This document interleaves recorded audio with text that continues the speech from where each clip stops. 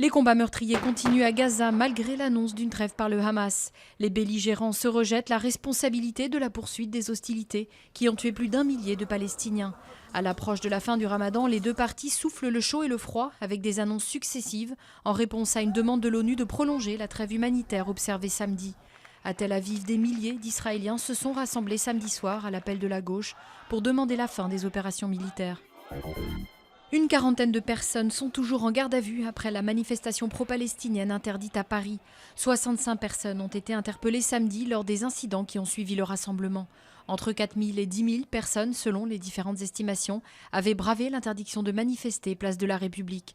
Dans le nord de la France, notamment à Lille, plusieurs centaines de personnes ont défilé dimanche en soutien à Gaza, sans incident. Le Concordia a terminé son ultime voyage, 2 ans et demi après le naufrage qui avait coûté la vie à 32 personnes. L'épave du paquebot est arrivée dans le port de Gênes où elle sera démontée. La carcasse du navire, grande comme 2 fois le Titanic, a été tirée pendant 4 jours par 2 puissants remorqueurs en haute mer sur 280 km le long des côtes italiennes. Un parcours sans accroc ou soulagement général.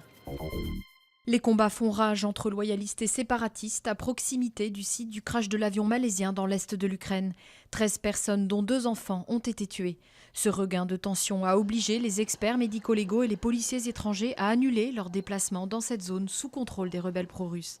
Ils devaient s'y rendre pour sécuriser le site et y permettre une enquête indépendante. Les Philippines ont vu arriver leur 100 millionième habitant. Les 100 bébés nés dans les hôpitaux publics dimanche ont tous reçu cette désignation symbolique du 100 millionième bébé de l'archipel. Après avoir fêté les naissances, le gouvernement de ce pays pauvre a promis que chacun de ses enfants bénéficierait d'un suivi sanitaire.